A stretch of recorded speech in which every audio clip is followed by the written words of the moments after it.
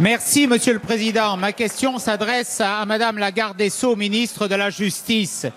Monsieur le ministre de l'Intérieur vient de démontrer sa fébrilité face aux résultats de l'insécurité au mois d'octobre. Ces chiffres signent la fin de la période de l'esbrouf, de la communication, de l'agitation. Oui, les résultats du mois d'octobre en matière de délinquance sont historiquement mauvais.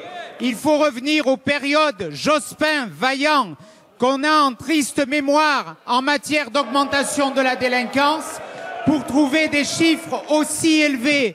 Plus 8% de délinquance au mois d'octobre, ce sont 40 000 victimes de plus 9% d'atteintes aux victimes, plus 17% de cambriolage, plus 7% et demi de vol à main armée. Ces résultats sont tout simplement catastrophiques. Alors, face à ces résultats, nous devrions être tous unis pour combattre la délinquance.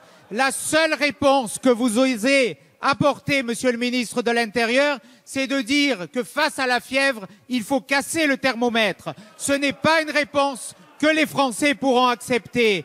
Et puis, je voudrais demander à Madame la garde des Sceaux, qui porte une lourde responsabilité dans l'augmentation de cette délinquance, en adressant en permanence un message d'impunité aux délinquants, avec la suppression des peines planchées, avec la suppression des tribunaux correctionnels pour mineurs, avec la suppression de toutes les courtes peines de prison, c'est-à-dire qu'un délinquant qui est condamné à 2 ans, 3 ans de prison ferme, à cause de vous, ne fera plus un jour de prison. Alors, Madame la garde des Sceaux, face à cette situation, comptez-vous revenir sur cette politique pénale particulièrement dangereuse pour la liberté de nos concitoyens et pour leur sécurité?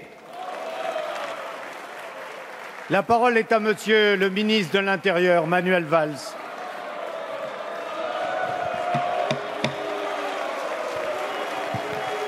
Monsieur le Président, s'il vous plaît, vous connaissez la règle, c'est le gouvernement qui choisit le ministre qui doit répondre. Monsieur le député Ciotti, c'est vous qui avez échoué et les Français aujourd'hui payent 10 ans d'une politique de sécurité faite de lois qui n'ont servi à rien, qui n'ont pas été appliquées. L'esbrouf, c'est vous. L'échec, c'est vous. La hausse de la délinquance, c'est vous. Les suppressions de postes de policiers et de gendarmes, c'est vous.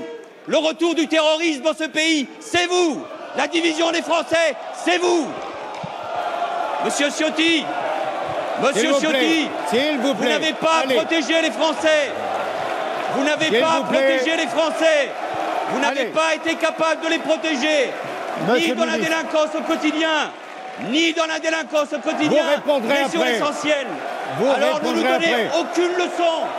Et ce gouvernement fait la démonstration contraire de sa capacité à faire travailler magistrats et policiers. Magistrats et policiers, nous voulons rassembler et nous ne voulons pas. Et nous voulons unir. Allez. La parole est à Monsieur Jean-Yves Le Bouillonnec. Allez, s'il vous plaît, vous répondrez. Vous aurez l'occasion de répondre au ministre de l'Intérieur. Vous regagnez vos places et on va passer à la question suivante. Vous aurez l'occasion d'interpeller le ministre de l'Intérieur après. Ce n'est plus son moment. Pour le moment, c'est Monsieur Le Bouillonnec qui a la parole. C'est Monsieur Le Bouillonnec qui a la parole. Si vous ne voulez pas, vous sortez. Si vous ne voulez pas, vous sortez. Allez, s'il vous plaît. C'est Le Bouillonnec qui a la parole et lui seul. Écoutez, si vous insistez, je lève la séance. Hein. La séance est levée.